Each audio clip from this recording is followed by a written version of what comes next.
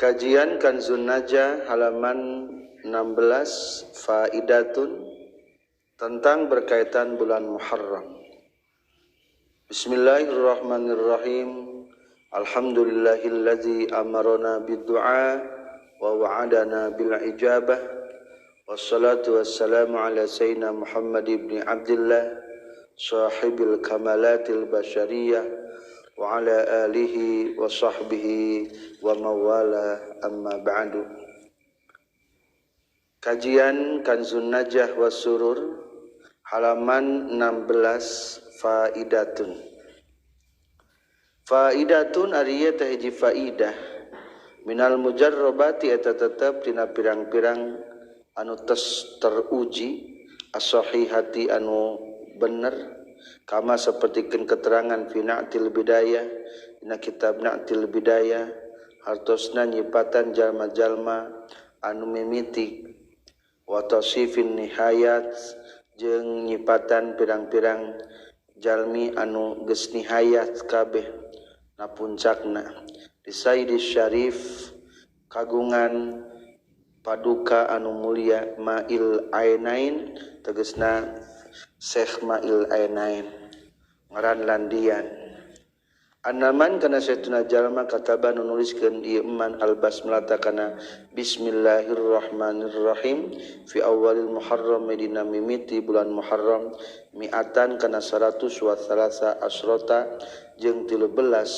nawana marotan balikanana lam yanal tah moal ngarawat itu man lam yanal tah moal ngarawat saha hamiluha anu mawakna kana basmalah maknaon makruhun dipikang ewa fihi di yesi hamil anu nyandakna wala fi ahlihi jeung moal ngarawat nu dipikang ewa di keluargana hamil muddata umrihi sepanjang umurna yesi hamil wa iza laqiya jeung di mana-mana patepung hu yesi hamil saha hakimun hakim zalimun anu zalim amina tabaka salamat itu si hamil min syarrihi tina gorengna itu hakimun zalim wallahu a'lam bi asrari ari Allah eta langkung uninga kana rahasiana itu man kataba al basmalah.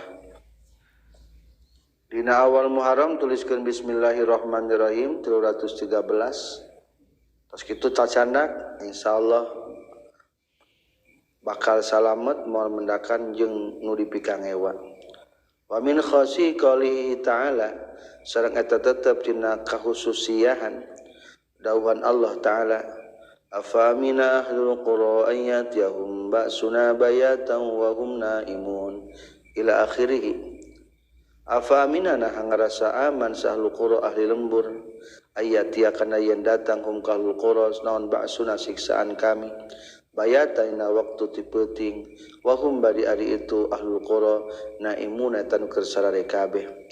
Awamina nah ngarasa aman sahlul qura ahli lembur ayatia kana yen datang hum ka ahlul qura naon ba'suna siksaan kami duhan dina waktu duha wa hum bari ari itu ahlul qura yal'abuna eta keur arulin itu ahlul qura.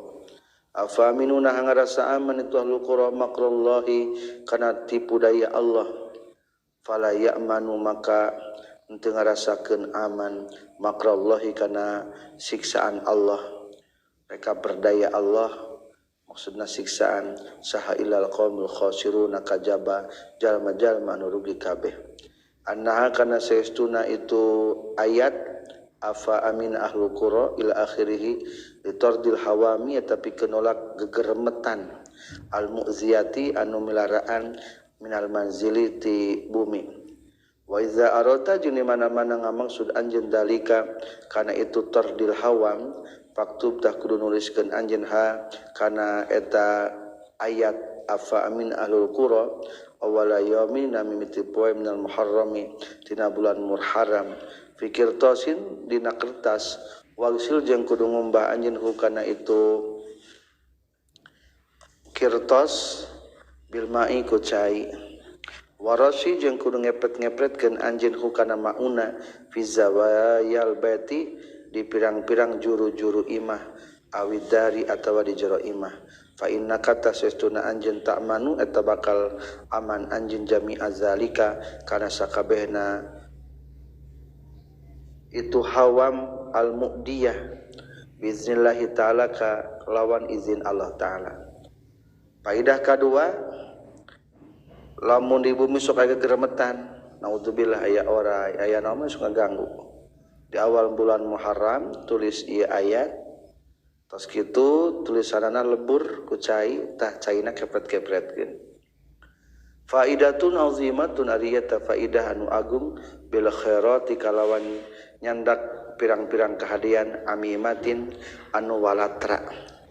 Fil jami'is shagir eta tetep dina kitab al jami'us shagir kat an ibni Sunni katam biti ibnu Sunni katam biti Anas. Karena kabuktosan kanjing Nabi sallallahu alaihi wasallam iza nazara di mana-mana ningali kanjing Nabi al hilala kana bulan tumanggal qala ngucapkeun kanjing Nabi Allahumma ij'alhu hilala yumnin wa rusdin. Allahumma ya Allah ij'al ngajadikeun Gusti kana tu hilal bulan tumanggal hilala yumnin kana hilal anu pinuh kaberkahan wa rusdin jeung hilal anu pinuh pituduh. Amantu iman abdi billazi kadat Allah khalaqan diciptakeun ieu ladzi ka Gusti. Amantu iman abdi billazi kadat Allah khalaqan geus nyiptakeun ieu ladzi ka anjeun hilal. Fa'adalat lu nyampurnakeun ieu ladzi Allah ka anjeun hilal. Tabaraka maha berkah sa Allah Gusti Allah. Ahsanul khaliqin anu pangalusna nyiptakeun kabeh. Ieu mah doa ketika awal hilal, berarti masuk bulan baru. Umum ieu mah supaya pinuh kaberkahan nyata bulan. Wa fi musnad ad-Darimi jeung eta dina kitab Musnad ad-Darimi wa Sahih Ibnu Hibban anan nabiyya kana satuna kanjing Nabi sallallahu alaihi wasallam kana eta kabuktian kanjing Nabi yaqulu ngucapkeun kanjing Nabi ingda ru'yatil hilali dina nalika ningali hilal bulan tumanggal. Allahu akbar Allahumma hillahu bil amni wal iman. Ari Allah eta maha agung. Ya Allah ahillah muga ngajadikeun hilal Gusti hukana itu hilal bil amni kana keamanan wal imani jeung kana keimanan wassalamati jeung kana kasalamatan wal islami jeung kana Islam wa taufiqi jeung kana pitulung lima kana perkara tuhibun mika cinta Gusti hukana ieu ma wa tardha jeung mika ridha Gusti hukana ieu ma. Rabbuna ari pangeran kami sadaya wa rabbuka jeung pangeran anjeun hilal Allahu eta Allah atawa doa nu eta kangge di awal bulan. Wa fi sunani Abu Dawud jeung tetepna kitab Sunan Abu Dawud kana geus kabuktosan kanjing Nabi yaqulu ngucapkeun kanjing Nabi hilalu khairin kana lapad hilala khairin. Ya Allah jadikeun eta bulan kana bulan anu hade warusdin jeung bulan pituduh. Marrataini kalawan dua kali. Amantu iman abdi biman kadat khalaqon geus ciptakeun ieu man ka anjeun hilal. Salasa marratin kalawan 3 kali. Wa yusannu jeung disunatkeun naon ayaqra yen maca jalma ba'da zalika sabada Allahu akbar surat tabarak kana surat tabarak al-mulku tegasna surat al-mulku li asarin karena aya hadis fi harina mas'alah itu surat tabarak. Wali annaha jeung saestuna itu surat tabarak teh al munjiyatu eta nu nyalametkeun wal waqiyah jeung anu ngariksa. Qala nyorkeun Subki rahimahullahu taala wa kana anna zalika jeung kaya-kaya saestuna itu surat tabarak. Ulangi wa kana zalika jeung kaya-kaya saestuna itu munjiyah jeung waqiyah di anna karna saestuna itu surat tabarak atau al-mulku salasuna tatulupun ayatan ayatna ala adad di ayami syahri netepan kana bilangan pirang-pirang poe sabulan. Wali anna sakinata jeung saestuna katenangan tunzalu eta bakal diturunkeun itu sakinah inda qiraatiha nalika macana surat tabarak. Wa kana jeung kabuktosan kanjing Nabi sallallahu alaihi wasallam yaqra'u eta sok macakeun kanjing Nabi hakana tabarak inda naumi nalika bade kulam intaha paragat non mugni dina kitab mugni wa tuhfatul ikhwan dina kitab tuhfatul ikhwan. wayan bagi jeung penting naon aya kula ngucapkeun jalma zalika kana Allahu akbar inda ru'yati kulli hilal dina nalika ningali saban-saban bulan tumanggal. Jadi lain bulan Muharram bae bacakeun takbir teh Allahu akbar Allahumma ahillahu bil amni wal iman ila akhirih. Terus kitu dianjurkeun maca surat Tabarok di awal bulan teh. Ari hilal mah kade di tanggal hiji wengian malam kahiji sebatna hilal. Jadi hari bulan hilal mah atos teh bulan tumanggal, bulan terjadina tanggal pertama. Ari pada bulan wungkul mah disebutna syahrun anu menunjukkan kana waktu. Bintangna planetna disebutna qamar. Ma yutlabu fi Asyura ma ari ieu eta perkara yutlabu anu disupri ieu ma fi Asyura dina tanggal 10 bulan Asyura bulan Muharram. Asyura hartosna tanggal 10. Maksud dia mah adalah tanggal 10 bulan Muharram. Apa yang harus kita kerjakan di tanggal 10 bulan Muharram populer di orangnya. Mana anu berdasarkan hadis, mana anu bukan kita ikuti. Ilam kudunya wa anjeun anna minal matlubi kana saestuna eta tetep tina nu disupri fi yaumi Asyura dina poean Asyura ihya ulailatihi eta ngahirup-hirup peutinganana Asyura malam 10 bagusna dihirup-hirup. Wa huwa mangkari itu Asyura min a'zami ma eta tina pangagungna perkara hasa anu geus ngagegereh ngadorong alih kana ieu mah saha asyari usara.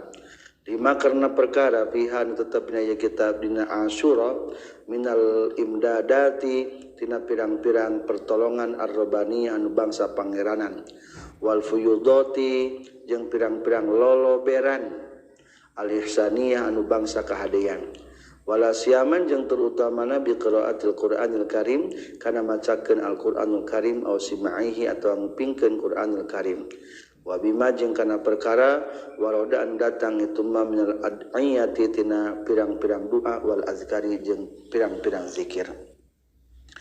Wa minal matlubi jeung eta tetep tina nu disupri fi hadina Asyura aidon deui ma ari perkara zakara nyaritakeun hukana itu masal alama ad-Dairabi Syekh ad-Dairabi fi mujarrabatina mujarrabatna itu Dairabi berarti disebutna mujarrabat ad-Dairabi min khawasi ayatil kursi tina kahususiahan macakeun ayat kursi wa sahibi kitabina til bidayah wa sahibu kitabina til bidayah jeung tos nyarioskeun pengarang kitab Na'til Bidayah anna man kana satuna jalma Quran macakeun itu man lailata Asyura dina peutingan Asyura malam 10 Muharram ba'da isbagil wudu'i sabada nyampurnakeun wudu wa salati rakaataini jeung salat 2 rakaat maca ayat al-kursi kana ayat kursi 360 kana 360 nana marotan balikanana bi yubasmilu anu macakeun bismillah jalma fi awwali kulli marrah dina mimiti saban-saban balikan kama sapertikeun perkara marrah anu geus kaliwat itu mah fi awwali kulli yaumin dina mimiti saban-saban poe minhu tina itu Asyura wa huwa bari ari itu man mustaqbilun eta nu madep bil kiblati ka kiblat jasin tuluy deku ala rukbatai kana dua tuurna itu si jalma summa ba'dal pirogi tuluy sabada paragat na adadi tina bilangan al mazkuri anu caritakeun yaqra'u macakeun jalma kana ayat qul bi fadlillahi wa bi rahmatihi fa bidzalika falyafrahu huwa khairum mimma yajma'un samanin kana 8 40 jeung 40 na barotan balikanana 48 kali hartosna ayat Kul kudu ngucapkeun anjeun Muhammad bi fadlillahi kalawan kurniati Allah bi rahmatihi jeung kalawan ku rahmat Allah. Fa bidzalika tahku itu fadlillah wa bi rahmati falyafrahu kudu bungah kaum-kaum. Huwa aritu fadlillah wa rahmati khairun atalawi alus mimma tibatan perkara yajma'una anu geus ngumpulkeun jalma-jalma kana itu man. Summa yaqulu tuluy ngucapkeun itu man kana doa Allahumma inna hadhihi lailatun jadidah wa syahrun jadid ila akhirih. Allahumma ya Allah inna hadhihi saestuna ieu wengi lailatun eta wengi jadidatun anu anyar wa syahrun jeung eta bulan jadidun anu anyar wa sanatun jeung eta taun jadidatun anu anyar. Fa'ati maka muga masihan gustini ka abdi Allahumma ya Allah khairoha kana kahadianana itu sanatun jadidah wa khairom kana kahadian perkara fiha anu tetepna itu sanatun jadidah wasrib jeung muga mengkolkeun Gusti aniti abdi syarroha kana goreng itu sanatun jadidah wasarroma jeung kana gorengna perkara fiha anu tetepna sanatun jadidah wasarri fitnatiha jeung kagorengan fitnahna sanatun jadidah wa muhdatsatiha jeung pirang-pirang anu anyarna tina itu sanatun jadidah wasarri nafsi jeung moga ngariksa tina gorengna nafsu wal hawa jeung gorengna hawa wasyaitonir rajim jeung gorengna setan anu dilaknat isnatai asrota kana 12 naonna marotan kalina wa yahtimu jeung nungtungan jalma bimaku perkara saa anu karep itu jalma mina doa tina doa al muktabasi anu dicandak anu dialap tina Al-Qur'an tina Al-Qur'an wa yad'u jeung ngadoakeun man li jamil muslimin ka sadaya muslimin wal muslimat bada ayyus sholliya sabadayan macakeun shalawat ieu man ala nabi ka kanjeng nabi sallallahu alaihi wasallam wa yaktabisu jeung ngalap itu man li tasbihi kana tasbih wa tahlil jeung kana tahlil miraron kalawan sababaraha kali fa innahu tasaytuna man yakunu tabakal kabuktian ieu man fi amihi dina taunanana itu man dalika tegasna dina tu amihi mahfuzon eta anu diriksa min sairil aswa'i tina sasesana maksudna masa kabeh pirang-pirang kagorengan wallahu jeung ari Allah ala kulli syai'in kana saban-saban perkara qadirun eta anu kawasa. Babacaan dina malam Asyura ayat kursi 360 kadua bacakeun ayatna qul bi fadlillahi wa bi rahmatih ila akhirih 48 terus kitu bacakeun doana Allahumma inna hadhihi lailatun jadidah 12 kali bisi bae tambahan di Quran ku doa mangga tambahan ku sholawat tasbih tahlil mangga insyaallah bakal diriksa eta dina eta taun. Wa minal matlubi jeung eta tetep tina nu disupri fi yaumina poean Asyura ayafala ari migawe jalma makana perkara soha anu geus bener itu mah bima tina perkara sayati nu bakal datang itu mah minal khisal tina pirang-pirang perkara wa qad ada jeung nyata geus ngitung-ngitung sahabadum sebagian para ulama asra khisalin kana 10 pirang-pirang perkara wa ada jeung geus ngitung-ngitung ha kana eta asra khisalin sab'a kana khisal ma sahabadum sebagian para ulama isnatai asrota kana 12 ana khoslatan perkarana wahia jeung ari itu isnatai asrota khoslatan asamu ka hiji saum wa salat as-salatu ka hiji salat wa saumu ka dua puasa wa silaturrahmi silaturahmi katilu wa shadaqatu ka opat sedekah wal iktisalu kalima adus wal iktihalu jeung ka genep make sifat wa ziyadatu alimin ka 7 ziarah ka orang berilmu 8 wa iyadatu maridin ngalayat kanu gering wa mashu ra'sil yatimi ka 8 ngusap sirah anak yatim wa tausiati ka 10 jembaran alal iyali ka keluarga ka 11 wa taqlimul adzafiri ngeuretan pirang-pirang kuku ka 12 wa qiraatu suratul ikhlas maca surat kulhu al ikhlas alfa marratin kana 1000 balikan wa nazama jeung geus ngandaddomkeun sabadum sebagian para ulama kana eta anu 12 faqala teras nyarios itu ba'duhum fi yaumi asyura asrun tatasili bihasnatani walaha fadlun nukil fi yaumi asyura asrun tattasil bihasnatani walaha fadlun nukil fi yaumi asyura eta tetep dina poean asyura asun ari 10 tattasil narima nyambung biha kana itu asrun non isnatani 2 walaha jeung eta tetepikeun itu asrun tattasil bihasnani fadlun ari kautamaan nukila anu geus ditukil itu fadlun dina poe asyura aya 10 disambungkeun jeung 2 berarti aya 12 kautamaan anu geus aya keteranganana. Maaf bahar basitnya. Sum solisil zur aliman udwata hili rosalyati mimsahta sodak wagta sili. Sum tegasna kudu puasa anjeun hiji, sholli kudu salat anjeun 2, sil kudu nepungan silaturahmi anjeun 3, zur kudu ziarah anjeun aliman ka jalma anu berilmu 4, ud kudu ngalayad anjeun kanu gering 5, waktahil kudu make sifat anjeun ngangge celak genap. Rosal yatim kana sira anak yatim imsah kudu ngusap anjeun 7.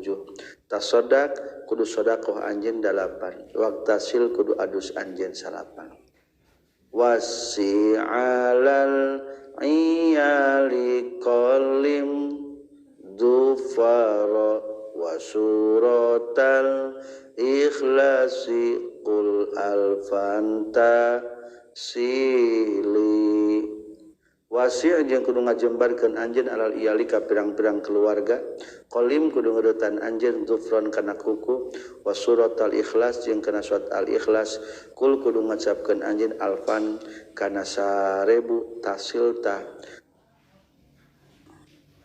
bakal nepi anjeun kana perkara nu dimaksud. Ayat 12 eta teh sahih teh 12 teh. Walam yasiha jeung teu sahih fi hadina itu isna asar anu 12. Naon illa hadisus siyami kajaba hadis puasa wa tausiati jeung hadis tentang jemaran.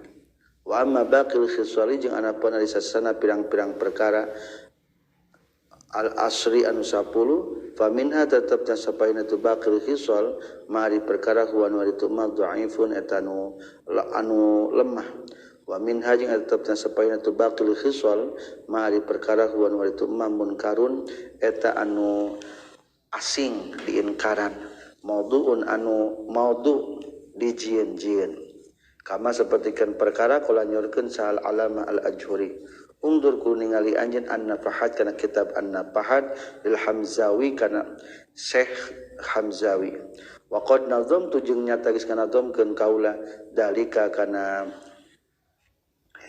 itu khisal biqali ku ucapan kaula liul haq supaya dituturkeun naon bisalasati anu 3 abyat liul haq supaya dipilukeun bisalasatil abyad kana 3 bait al-mazkurah anu dicaritakeun faqultu tuluy ngucapkeun kaula tadi teh 3 baitnya maka na kitabna pahat mah saur ajhuri ditambihan deui soalna nu 3 bait tadi mah sebagianna aya nu maudhu maka tambahan ku bait ieu walam yarid min hadi ghairut tawsi'ah wa wasami fadhu wa kun muttabi'a walam yari jeung teu datang min hadihi tina ieu khisal naon guaru tausiah nu salianti jejembaran wasami jeung salianti puasa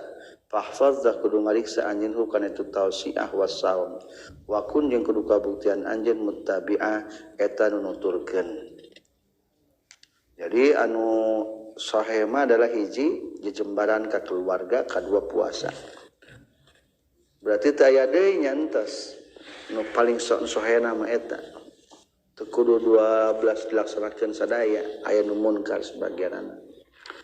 Wa minal matlubi jeung eta tetep tina nu disupri fi yaumihi dina poeanana itu Asyura edon deui ayus gila arien nungkulkeun jalma nyibukeun jalma kana itu yaum bitadarrui ku DPDP wal ibtihal jeung tegasna DPDP siaman terutamana bil hasbalah ku macakeun hasbunallah wa tasbih jeung macakeun tasbih al ati anu bakal datang non labduhuma lapanna itu hasbalah jeung tasbih. Fa inna fihi maka satuna itu hasbalah wa tasbih faidatun ari aya faidah azimatun anu agung wa idatun jeung paparin fakhimatun anu agung. Faqad dakara nyata geus ngaurkeun sal alamah ad-Dairabi Syekh ad-Dairabi fi fawaidihna faidahna Syekh ad-Dairabi wa sayyidi jeung geus nyaurkeun Sayyid Muhammad Al-Amir As-Saghir fi risalatina risalahna itu Sayyid Muhammad Amir As-Saghir fil fadailil asyuriyah dina pirang-pirang kautamaan bangsa bulan Asyura naqlan bayna nukil anil Allamah Al-Ajhuri annaman kana saestuna jalma qalan ngucapkeun itu man yaum Asyura dina poean Asyura kana lapad hasbunallah wa ni'mal wakil ni'mal maula wa ni'man nasir sabi'ina kana 70 naonna barotan balikanana logatan heula hasbuna geus nyukupkeun ka urang sadaya sa Allah Gusti Allah wa ni'ma jeung dupuara alusna sal wakil anu dipasrahan anu dipuji eta Allah ni'ma dupuara alusna saha al maula pangeran ari nu dipuji eta Allah wa ni'ma jeung duh para alusna saha an-nasiru anu nulungan ari nu dipuji eta Allah. Baca 70 kali hasbunallah wa ni'mal wakil ni'mal maula wa ni'man nasir kafa maka bakal nyukupkeun hukayeuman sa Allah taala syarra zalikal amidina kana kagorengan itu tahun. Wa qala jeung nyaurkeun sal ajuri aidan zakara nyaurkeun sa sayyidul mad'u Sayyid Al-Mad'u anu diundang Gausullah tegasna Syekh Gausullah fi kitabil jawahir annaman kana satuna jalma ya qala ngucapkeun itu man fi yaumi Asyura dina poean Asyura tanggal 10 bulan Muharram 70 marratan kana 70 kali hasbiyallah wa ni'mal wakil ni'mal maula wa ni'man nasir. Waqala jeung ngucapkeun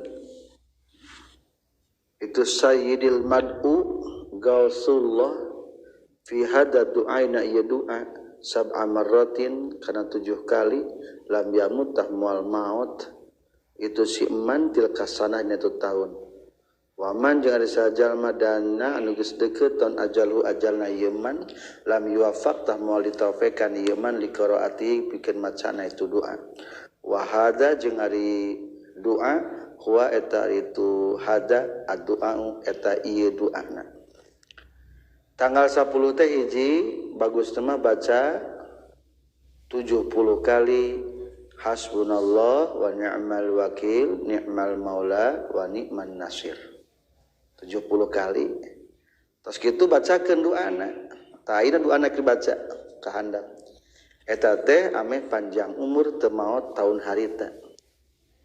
Tapi biasana mah lamun jalma pimautan tahun harita mah teu ditaufikan maca ieu doa. Doana Bismillahirrahmanirrahim. Wa sallallahu ala sayyidina Muhammad wa ala alihi wa sahbihi wa sallam.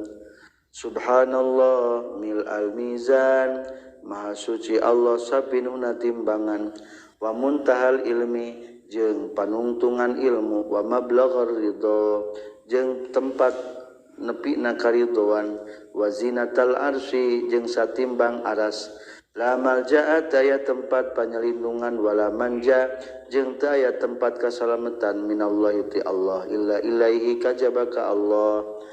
Subhanallah maha suci Allah adada syaf'i kalawan sabing bilangan anu genap wal watri jeung sabing bilangan anu ganjil wa adada kalimatihi tammah jeung sabing bilangan pirang-pirang kalimat Allah at-tammati anu sampurna kuliha tegas sakabehna itu kalimatihi tammah.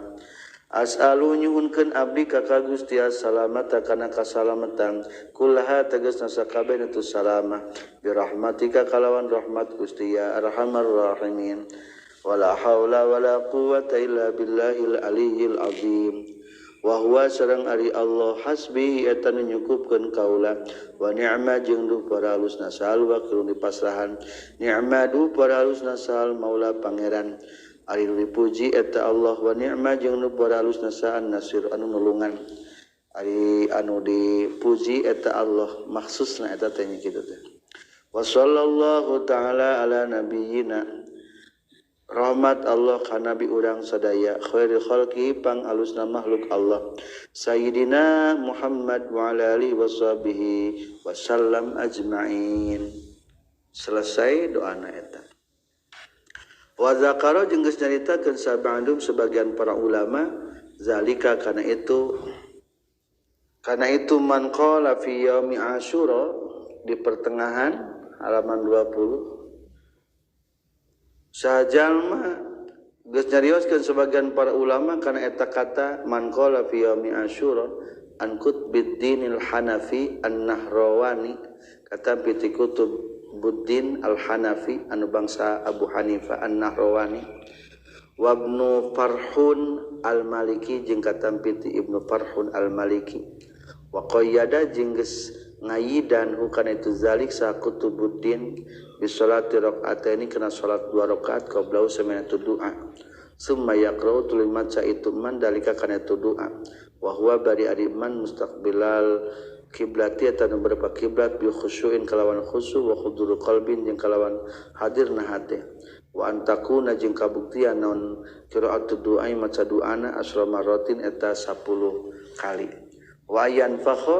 jeung yen niupkeun itu man ala nafsi kana dirina ieu man fi kulli maratin saban balikanana min al-asril maratin 10 pirang-pirang balikan wa nau jeung saestuna itu doa iza quri'a di mana-mana dibacakeun itu doa alal atfali ka pirang-pirang budak wa nafakha jeung niupkeun sal qari'u anu macana alaihim ka tu atfal lam yamutu tahmual maut itu atfal wa yulaqanu jeung di papatahan sahaliman pikeun jalma istata'a anu mampu itu man minhum itu atfal anut ko kana ngucapkeun bi khati syekhina kalawan tulisan guru urang sadaya wa syekhi masyayikhina jeung guru ti guru urang sadaya al mazkur geus caritakeun rahimahullah wa qala jeung nyaurkeun fi fathul bari sahib wa qala jeung nyaurkeun musannif tegasna pemilik kitab Fathul Bari fi fathul bari na kitab Fathul Barina kalimatun ari ieu eta pirang-pirang kalimat man sahabe jalma kula ngucapkeun itu man hakana itu kalimat fi yaumi asyura dina poean asyura lam yamut tahmual maut non qalbuhu hatena ieu man wahia jeung ari itu kalimat subhanallah mil al mizan maha suci Allah satimbang timbangan wa muntahal ilmi jeung puncakna pengetahuan wa mablaghar ridho jeung tempat nepina karidhoan wa zinatal arsy jeung satimbang aras walhamdulillah sami baenya mil al mizan wa muntahal ilmi wa mablaghar ridha wa zinatal arsy wallahu akbar mil al mizan wa muntahal ilmi wa mablaghar ridha wa zinatal arsy la malja'a wa la manja minallah illa ilaih subhanallah adada syaf'i wa wal watri wa adada kalimatillahi tammati kulliha. Sami jeung tadi ngan dipanjangkeun. Walhamdulillah adada sab'i wal watri wa adada kalimatillahi tammati kulliha. Wallahu akbar adada sab'i wal watri. Ari Allahu akbar eta sabing bilangan anu genap jeung nu ganjil.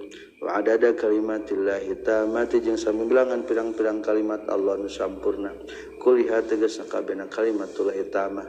As'alu nyuhunkeun abdi ka Gusti salamata kana kasalamatan bi rahmatika kalawan rahmat Gusti arhamar rahimin. Wala haula wala quwwata illa billahil aliyyil azim. Wa sallallahu ta'ala ala sayyidina Muhammad wa ala alihi washabihi wasallam ajmain. Walhamdulillahi rabbil alamin. Berarti tambahna di dieu mah saena 2 rakaat salat heula. Terus kadua maca doana teh 10 kali. Wa ra'aytu jeung geus ningali kaula bi khatti ba'dihim ku tulisan sebagian para ulama anna mimma kana saestuna eta tetep tina perkara yutlabu nu disupri itu mah ya ma'asyura dina poean asyura hada doa ari doa. Sebagian para ulama aya nabi hande tak bacakeun ieu doa di poean asyura. Tegasna doa Allahumma ya mufarrija kulli makarbin. Allahumma ya Allah ya mufarrija he anu ngalenglangkeun kulli karbin kana saban-saban kasusah. Wa ya mukhrija dinnun jeung he anu ngaluarkeun ka nabi dinnun nyaeta nabi Yunus ya ma'asyura adina poean asyura. Wa ya jami'a samlin jeung he dat anu ngumpulkeun kana perkara-perkara anu pisah. Yaqub Nabi Yaqub ya ma'asyura poe asyura. Nabi Yaqub bertemu dengan Nabi Yusuf di poe asyura. Wa ya ghafir dzanbi Daud he dat anu ngampura dosa Nabi Daud ya ma'asyura poe asyura. Wa ya kasifad durri Ayyub he dat anu mukakeun kamadaratan Nabi Ayyub ya ma'asyura dina poean asyura. Wa ya sami'a da'wati Musa wa Harun jeung hedat anu nguping kana doa Nabi Musa jeung Nabi Harun ya ma'asyura poean asyura. Wa ya khaliqa ruhi sayyidina Muhammad sallallahu alaihi wasallam jeung hedat anu ngadamar ruh Nabi Muhammad sallallahu alaihi wasallam. Habibika tegasna kekasih Gusti. Wa Mustafa ka jeung dipilih ku Gusti ya ma'asyura aina poean asyura. Wa ya rahmanad dunya wal akhirah he anu maha murah kana di dunia jeung di akhirat. La ilaha illa anta iqdi muga nyumpuran Gusti hajati kana pangabutuh abdi fid dunya wal akhirah. Wa atil jeung muga manjangkeun Gusti umri kana umur kaula fi taat kana taat ka Gusti. Wa mahabbatika jeung cinta ka Gusti wa ridha jeung karidho ka Gusti ya arhamar rahimin. Wahyi jeung ngahirupkeun Gusti ni ka abdi hayatan kalana hirup thayyibatan anu alus. Wa tawaffa jeung muga ngamautan Gusti ni ka abdi al-islami kana Islam wal imani jeung iman ya arhamar rahimin. Wa sallallahu jeung muga nambihan rahmat Allah taala ala sayyidina Muhammad wa ala alihi washabihi wasallam. Eta tambihna deui intaha. Wa min adiyati yaumi asyura sareng eta tetep dina pirang-pirang doa poean asyura mari perkara wajatu nu mendakan kaula kana itu mah finatil ulumi dina kitab Safinatul Ulum lil Allamah Asy-Syaikh Ibrahim Al-Attar As-Sami kagungan jalmi nu seur elmuna anu janten guru tegasna namina Ibrahim Al-Attar anu bangsa Syam. Wa huwa jeung ari itu ma Allahumma telapat Allahumma tambahan deui doana soalna poean asyura mah dianjurkan kudu sing loba sibuk ku ngadoa maka ieu doa tambahan-tambahanna deui Allahumma ya muhsinu qad ja'akal musii'u ya Allah ya muhsinu hedat anu masihan kahadian qad ja'anya tagis datang ka Gusti sal musii'u jalma anu goreng wa qad amarta jeung nyata geus marentahkeun Gusti yang muhsinu hedat anu mapayan kasayan bitajawuzi marentahkeun kana ngahampura anil musiti jalmi anu goreng fa anta mangka ari Gusti al muhsinu eta nu mapain kana kahadean wa ana jeung ari Gusti al musiu eta nu goreng fatajawaz maka muga ngahampura Gusti an qabihi ma tina gorengna perkara indi anu tetep saningan abdi bijamili ma kalawan alusna perkara indaka anu tetep saningan Gusti fa anta mangka ari Gusti bil birri kana pagawean hade ma'rufun eta nu geus dikenal wa bil ihsani jeung kana kahadean mausupun eta nu disipatan anil muga ngarawatkeun Gusti ni ka kaula ma'rufaka kana kasayan ti Gusti wa agni jeung muga nyugihkeun Gusti ni ka abdi bihi kana itu ma'rufaka an ma'rufi man tina kahadian jalma siwa kan salianti Gusti ya arhamar rahimin hedat anu asina nu asih kabeh wa sallallahu taala ala sayyidina Muhammad wa ala alihi washabihi wasallam tasliman katsira ila yaumiddin. Tanbihun ari ieu eta hiji pangeling-eling qala nyaurkeun sal allama Syekh Zainuddin tegasna muridna Ibnu Hajar Al-Maki fi kitabina kitabna Zainuddin Irsyadul Ibad tegasna kitab Irsyadul Ibad kagori sapertikeun salianti Syekh Zainuddin min ulama'il mazhab nyatana ti pirang-pirang para ulama mazhab wa minal bid'ahil mazmubah jeung eta tetep tina pirang-pirang bid'ah anu dicela anu dicacat allati anu yasimu anu dosa saha fa'iluha nu migawe na itu bid'ahil mazmumah wa yajibu jeung wajib ala ulatil amri ka para penguasa salogat manunguruskeun urusan naon man ufailiha nyegah nu migawe na itu bid'ahil mazmumah salatur raghaib ari salat raghaib isnata asrata tegasna 12 ana rakaatna bainal isyaini antara isya dua maksudna mah maghrib jeung isya jadi lamun isya maghrib jeung isya teh ditasniahkeun teh jadi isya'ain sebagian kita mah aya istilah isya awal berarti lamun isya awal teh adalah maghrib lamun isya akhir berarti waktu isya Lailat ta'awalit Jum'atin dina peutingan mimiti poe Jumat min Rajabin tina bulan Rajab.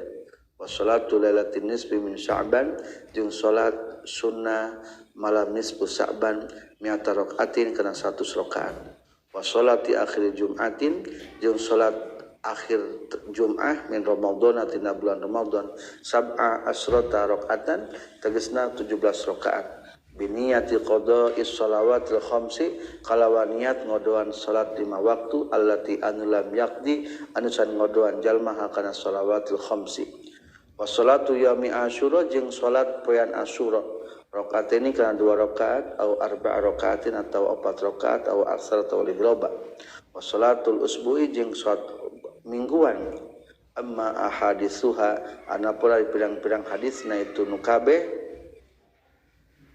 dimulai salatul raghaib fa maudu'atun ta hadis maudu jijieun batilatun anu batil wala tagtar jeung ulah katipu anjeun biman ku jalma zakaro anu nyaritakeun itu manha kana itu hadis peringatan kade aya bid'ah nu dicela hukumna dosa ngalakukeunana baikna pamarentah wajib ngalarangna hiji adalah salatul raghaib jumlahna 12 rakaat dikerjakeun antara maghrib jeung isya dina mimiti Jumat pertama bulan Rajab.